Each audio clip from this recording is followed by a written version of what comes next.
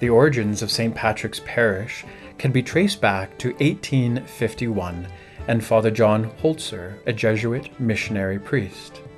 At that time, the small Catholic community in Galt celebrated Masses in private homes, in the Cooper Shop on Park Hill Drive, and the upstairs of the Fire Hall on Water Street South. Father Holzer initiated a campaign, being the first to donate $18 with the remark, "It's all I have," to make the start. On December 19th, 1855, the Catholic community purchased a plot of land on the Wellington Street Hill for $220. A small wooden church capable of holding about 150 people was constructed, and on May 13th, 1860, Bishop Farrell dedicated St. Patrick's, the first Catholic church in Galt. The humble little church saved funds for over a year before pews were even built and purchased, having to do without for that long period of time. By 1879, the St. Patrick's community had outgrown the little church, and in 1880, the original wooden church building was moved to a newly purchased property on Rose Street, serving as a temporary chapel, while a new St. Patrick's Church was constructed on the very site it stands now.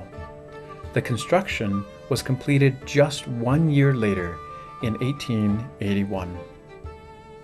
In 1971, the parish undertook a major expansion and renovation. The steeple was removed, the walls on both sides of the church were knocked out and extended to increase capacity, and the interior of the church was remodeled in the style of the time. By 2015, the old church was in need of repair, and so the church embarked on an ambitious restoration project to renovate the church and restore it to its original splendor. The floating ceiling and massive bulkheads from the 1971 renovation were removed, revealing the original barrel-vaulted ceiling and an unexpected surprise: a painted medallion of St. Patrick looking down upon the altar.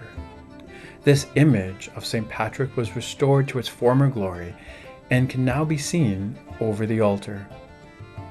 St. Patrick, the patron saint of Ireland, known as the Apostle of Ireland, is probably one of the world's most famous saints. There are many legends and stories of St. Patrick, but we know that he was captured as a young child and sent to Ireland as a slave. While in captivity, he grew fond of the people and their language.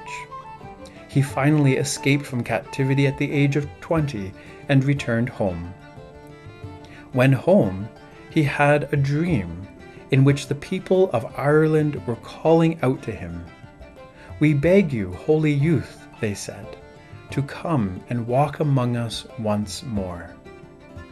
After studying for the priesthood, he was ordained, and then shortly after ordained a bishop and sent back to Ireland. St. Patrick began preaching the gospel throughout Ireland, converting many. He and his disciples preached and converted thousands and began building churches all over the country. Kings, their families, and entire kingdoms converted to Christianity when hearing Patrick's message. After years of living in poverty, traveling, and enduring much suffering, he died March 17th, 461, today known as St. Patrick's Day. Patrick was a humble, pious, gentle man whose love and total devotion to and trust in God should be a shining example to each of us. He feared nothing, not even death. So complete was his trust in God and of the importance of his mission. Today, here at St. Patrick's, we are a thriving community who gathers to worship and praise God in the spirit of those who have gone before us and for those who will come after. We are a community of disciples following Christ, as St. Patrick followed him to proclaim the gospel message, Christ the way, the truth, and the life.